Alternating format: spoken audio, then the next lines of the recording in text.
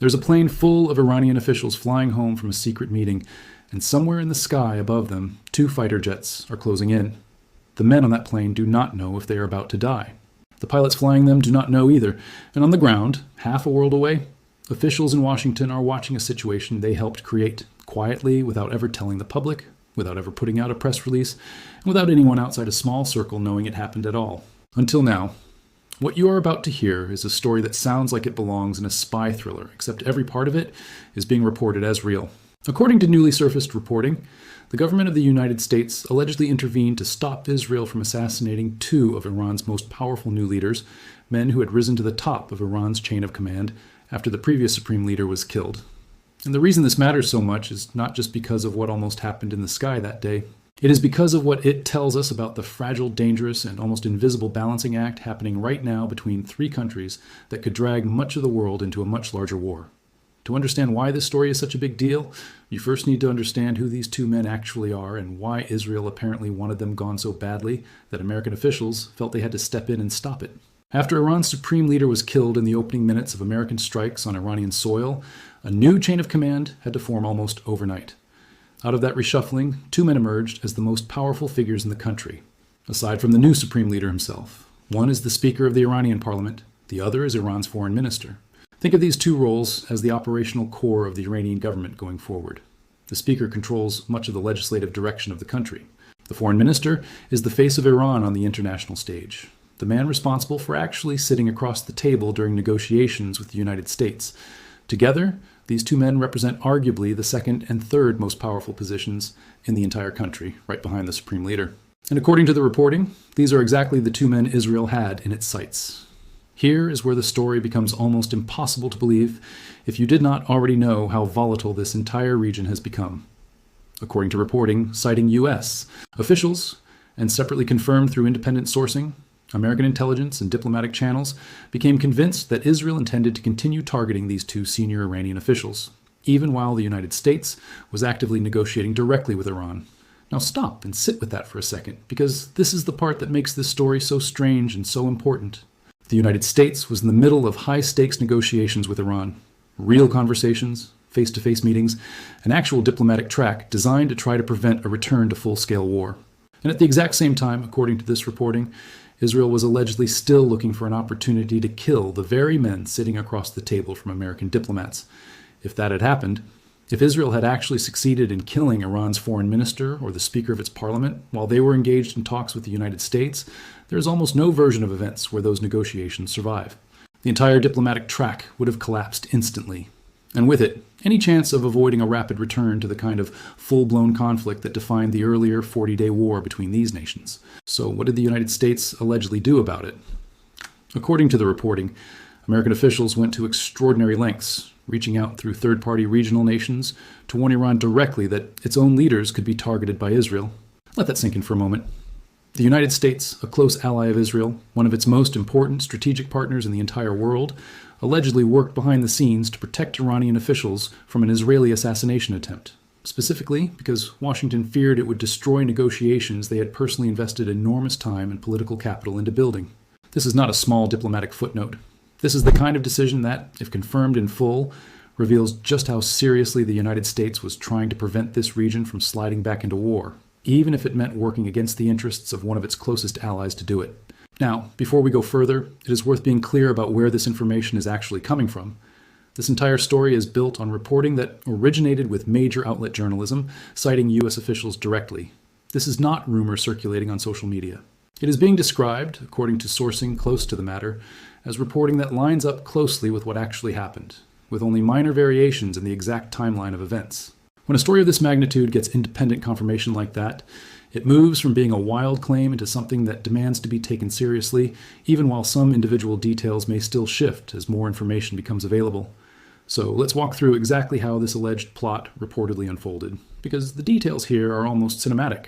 According to the reporting, back in April, the Speaker of Iran's parliament was scheduled to travel to Islamabad, Pakistan, for a face-to-face meeting with U.S. Vice President J.D. Vance. This was meant to be one of the early diplomatic touchpoints in this fragile new negotiation process between Washington and Tehran. But according to the report, Iranian security officials were already worried. worried enough that they believed Israel might try to use this exact trip as an opportunity to eliminate either the parliamentary speaker or the foreign minister, using the chaos or vulnerability of international travel to strike where Iran's own home security apparatus could not fully protect them. Because of that fear, Iranian officials reportedly sought direct guarantees from the United States, using Pakistan and Qatar as intermediaries, that Israel would not attempt any covert operation against the Iranian delegation during this trip.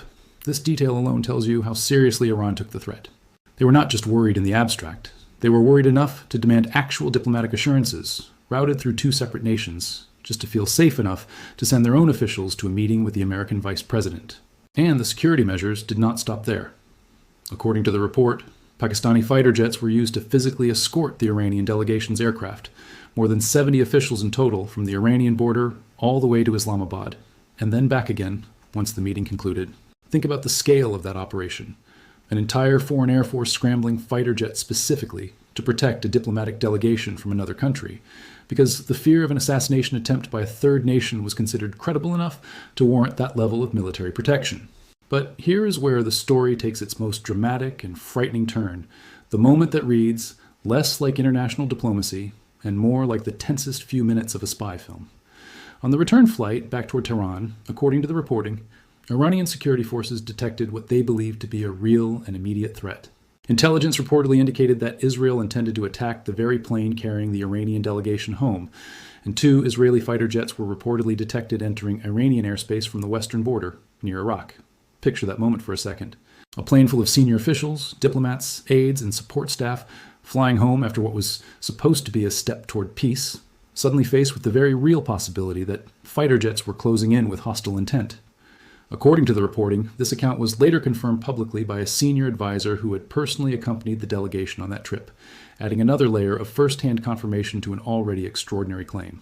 Faced with that threat, the pilots made an emergency landing in the city of Mashhad, the closest major Iranian airport to the Pakistani border. From there, rather than risk another flight, the entire delegation reportedly traveled roughly 8 hours overland by ground vehicle all the way back to Tehran. 8 hours. That is the length of an overnight drive across a significant stretch of a country, undertaken specifically because senior officials did not feel safe returning to the skies after what had just happened. If this reporting holds up, and independent sourcing suggests it largely does, this was not some vague, unconfirmed rumor of a close call. This was, according to multiple accounts, an active and specific threat against senior Iranian leadership, detected in real time, forcing an emergency change of plans on the ground and in the air. And here's what makes this entire situation even more remarkable. Despite this alleged near miss, the diplomatic process did not collapse. In late May, both the parliamentary speaker and the foreign minister reportedly traveled again, this time to Qatar, for further talks.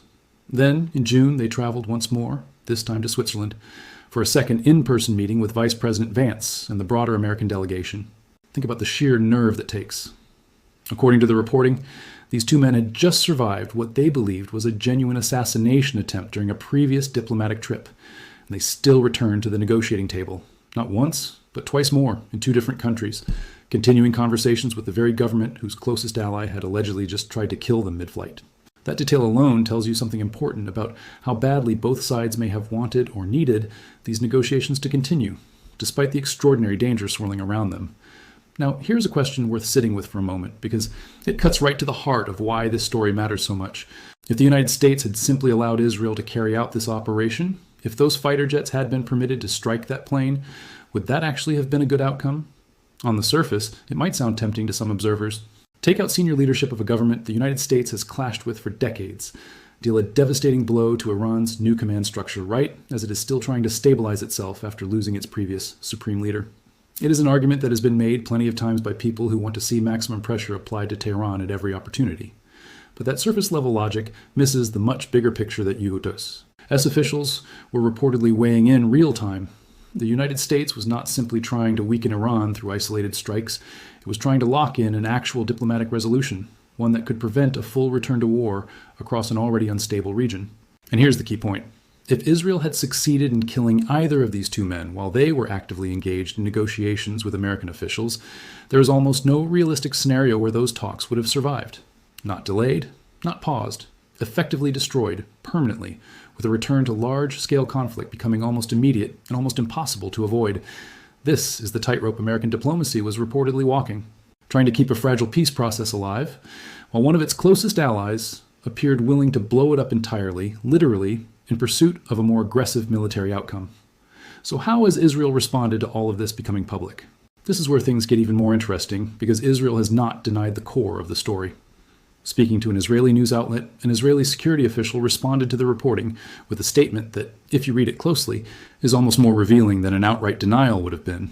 The official said that if and when Israel wants to eliminate anyone, it does so. Read that statement again. That is not a denial.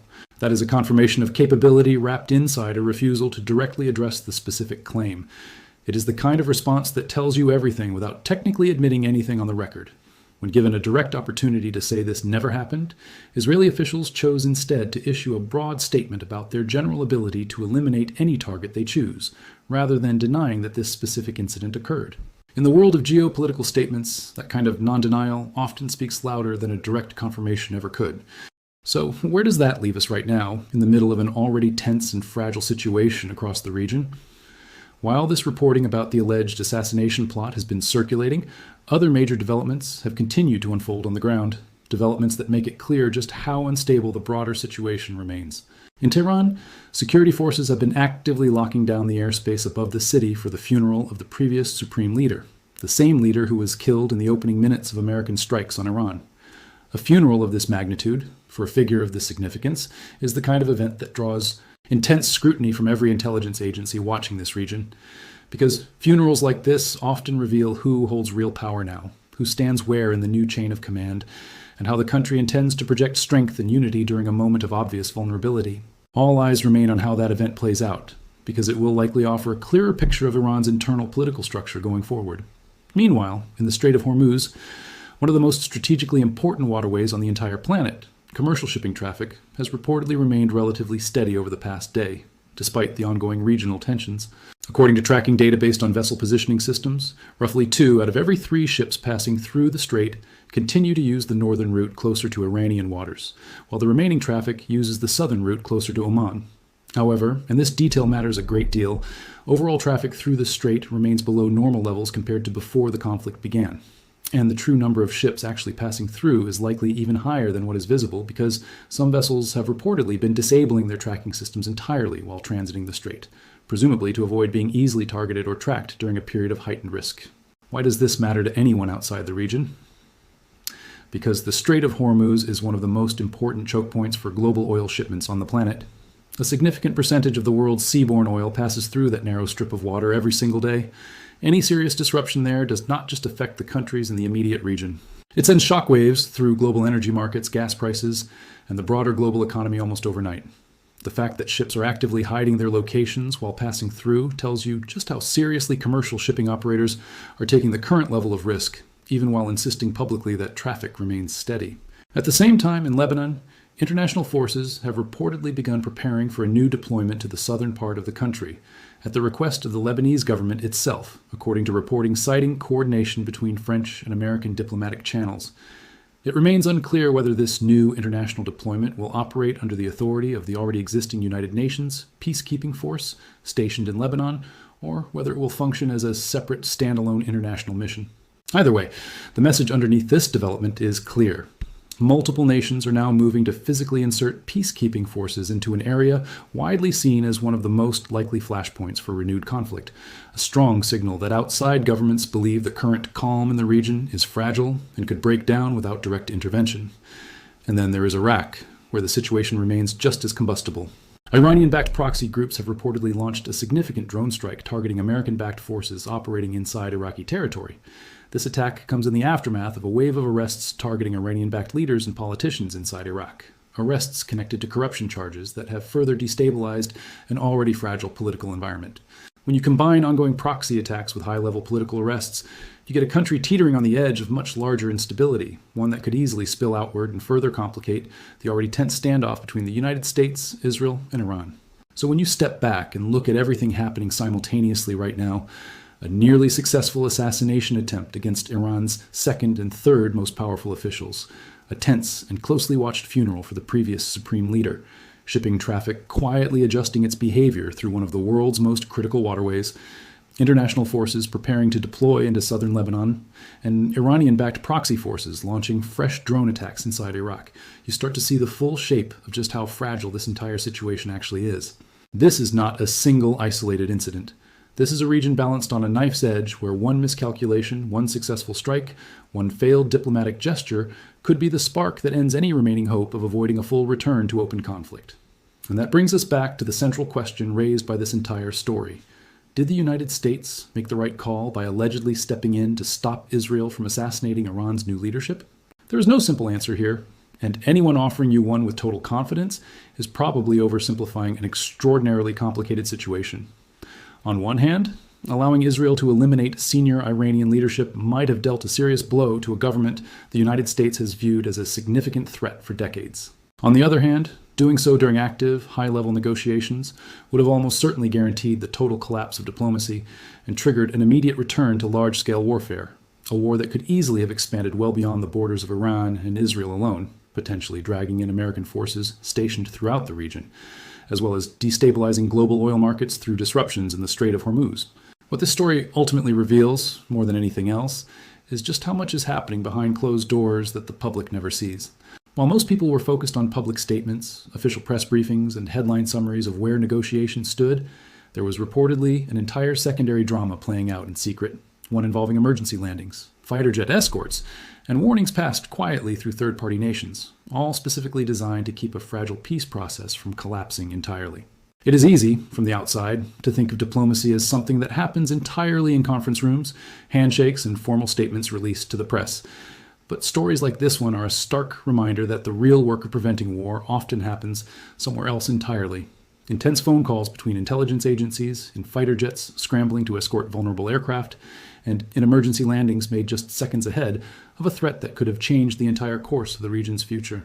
Whether or not full-scale conflict eventually resumes between Iran and Israel, and given everything currently unfolding across Iraq, Lebanon, and the wider region, that possibility remains very real. This particular story will likely be remembered as one of the moments where the world came far closer to a dramatically different outcome than most people ever realized at the time. A plane full of officials, flying home from a meeting meant to build peace, forced into an emergency landing to avoid becoming the spark that ignited a much larger war. That is not a small footnote in this ongoing story. That may end up being one of its most important turning points.